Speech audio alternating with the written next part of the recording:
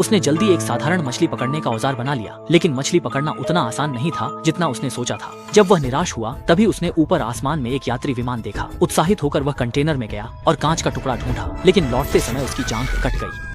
दर्द की परवाह किए बिना वह जल्दी से उठकर मदद के लिए चिल्लाया, लेकिन दूरी बहुत ज्यादा थी, इसलिए विमान में बैठे लोग उसे देख ही नहीं सके। घाव में संक्रमण न हो इसके लिए उसने तेज शराब से घाव को सैनिटाइज किया, फिर हेडफोन की तार से घाव को सिल दिया। तीव्र दर्द से वह लगभग बेहोश हो गया था। पोषण के लिए मछली पकड़ने के लिए उसने हेडफोन की तार से एक साधारण मछली पकड़ने का जाल बुना, जाल को समुद्र में डाला और एक डायपर को चारे के रूप में रखा। फिर चुपचाप मछली के फंसने का इंतजार करने लगा। कुछ मिनटों के इंतजार के बाद आखिरकार एक मछली जाल में फंस गई और अंत में उसे भरपेट भोजन मिल गया। दिन पर दिन बीतते गए, उसने काफी राशन जमा कर लिया था। खतरे से जल्द बाहर निकलने के लिए उसने मदद के लिए 100 कागज की पर्चियां लिखी और उन्हें प्लास्टिक डिब्बों में डाल दिया। फिर उसने डिब्बे समुद्र में फेंके। उम्मीद थी कि कोई उन्हें जल्द ढूंढ लेगा। वह समय समय पर पाइप से पानी निकालता था, क्योंकि अगर पानी भर जाता तो वे डूब जाते। बच्चे के ठंड लगने की चिंता में उसने थर्मस में तेज शराब डाली और आग लगाकर बच्चे को गर्मी देने की कोशिश की। मोबाइल स्क्रीन खराब होने से वह अनलॉक नहीं कर सका, इसलिए उसे सिर्फ पति के फोन का इंतजार था। लेकिन उसी रात पति की ओर से अचानक बुरी खबर आ गई।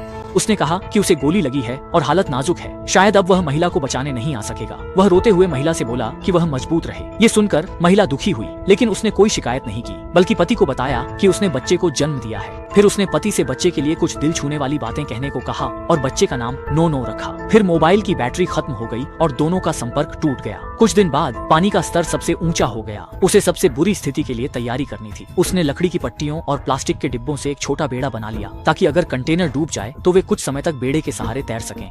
कुछ देर बाद एक समुद्री गिद्ध सीगल दिखा, जिससे उसे उम्मीद की किरण मिली। जहाँ सीगल होते हैं वहाँ जमीन दूर नहीं होती। लेकिन यह खुशी ज्यादा देर नहीं रही। रात में छेद को बंद करने के लिए लगाया गया सील निकल गया और समुद्र का पानी तेजी से कंटेनर में भरने लगा। यह देखकर वह अपना जमा खाना ढूंढने गया, लेकिन उसका पैर एक रस्सी में उलझ गया। मजबूरी में उसे पानी के नीचे जाकर रस्सी काटनी पड़ी। काफी मशक्कत के बाद वह खुद को बचाने में सफल रहा, लेकिन जब वह पानी से बाहर आया तो बच्चा पता नहीं कहाँ बह गया था। वह समुद्र में जोर से चिल्लाया, लेकिन उसकी आवाज सुनकर एक व्हेल तिमिंगल आ गई। व्हेल ने जानबूझकर बच्चे के ऊपर पानी उछाल दिया।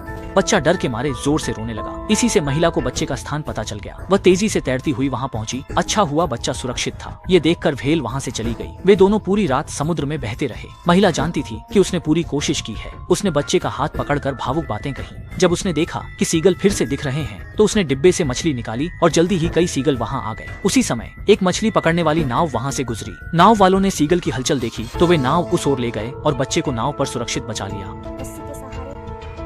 उन्होंने रस्सी से महिला को ढूंढ निकाला, लेकिन तब महिला की हालत बहुत नाजुक थी। अच्छा हुआ कि दयालु मछुआरों ने हार नहीं मानी। काफी कोशिशों के बाद उन्होंने महिला की जान